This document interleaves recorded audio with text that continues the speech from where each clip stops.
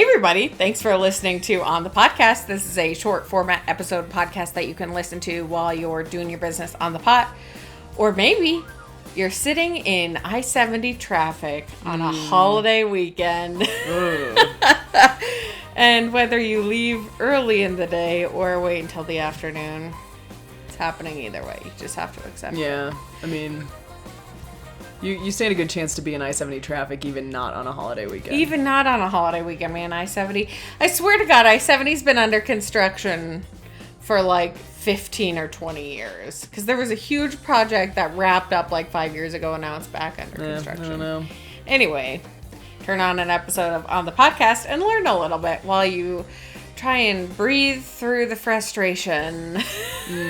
And just know that you'll get home eventually. Yeah, maybe. Maybe. I'm Katie. And I'm Liz.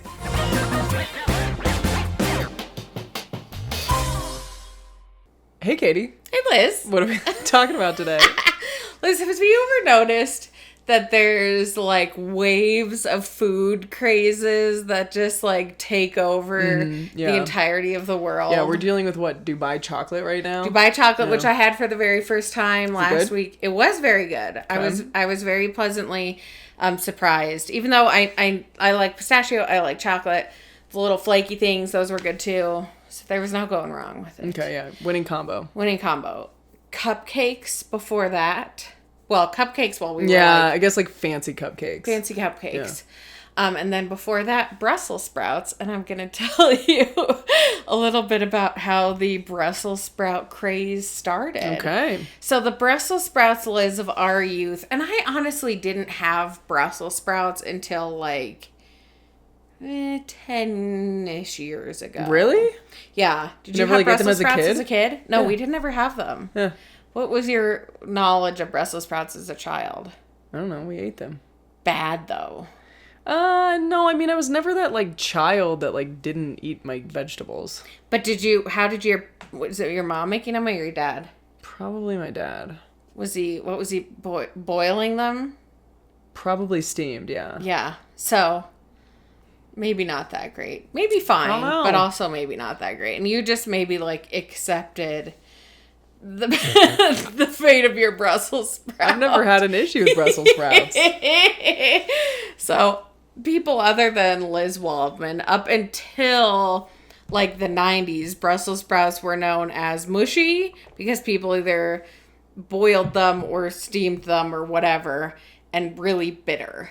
Yeah, I know that there are a number of people who just, like, don't like Brussels sprouts. I know that. Yeah. But I've never had an issue with them. Yeah. Probably because they had the old version of the Brussels sprouts, but not But this I think new I had the old generation version of the Brussels of sprouts. Brussels sprouts. You're more tolerant. I guess. So Liz, in the 1990s, and I couldn't find an exact date on this, a scientist named Hans van Doorn, who worked at a seed and chemical company, Novartis, individualized the chemical compound in Brussels sprouts that make them bitter and was able to identify that chemical compound so then he could rid the world of bitter Brussels sprouts.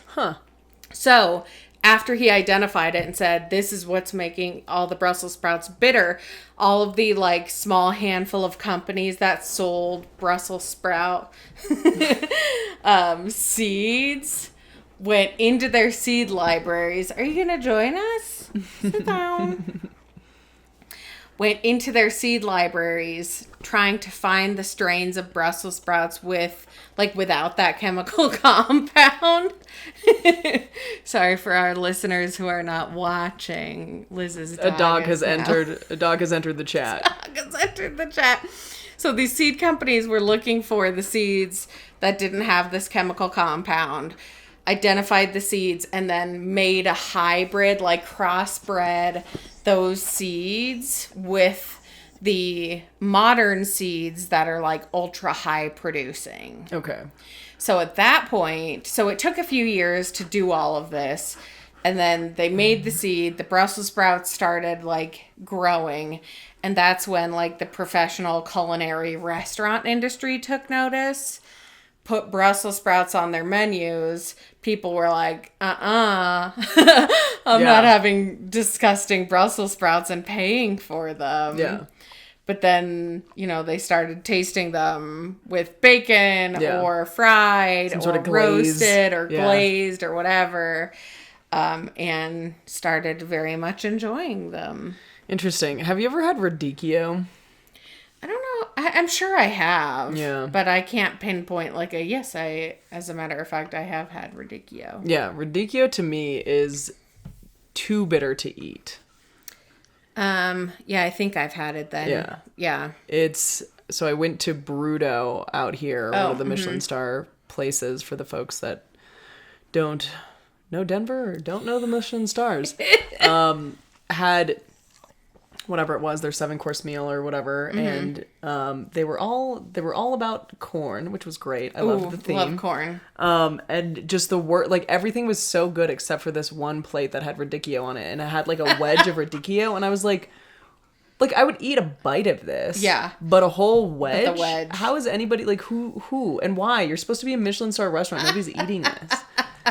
So that was their option at the farmers market that week. Maybe. That was only what was left. Maybe. So I wonder if that's how people feel about Brussels sprouts. Yeah, I don't know. So when that happened, demand started booming, and the farmers who grew Brussels sprouts were getting like 4 and 5 times more orders than they ever had before. Wow. Liz, this is an interesting statistic, but the article that I read these from were, it was a 2019 article, so these are a few years old.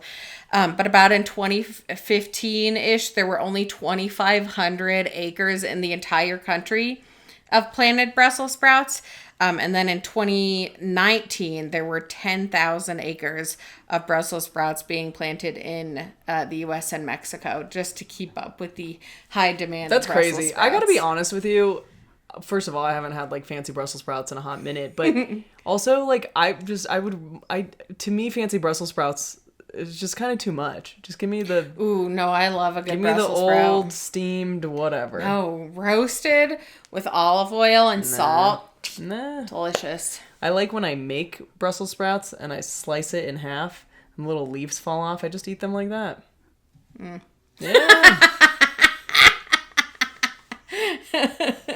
You're a hedon for the original Brussels sprout, I guess. Okay. Yeah. Hey, what can I say? Keep it simple. Keep it pure. Olive oil and salt. That is simple and pure. 425, 20 minutes. They're crispy. They're delicious. All right. That's fine. Let's try it. Okay. Well, thanks, Katie. You're now welcome. I'm hungry. So what's that inside my body? Brussels sprouts. And not bitter ones. Yeah. Delicious ones. Yeah, they're all delicious to me. And also a little bit of knowledge. Okay. Okay. See you next time. Bye.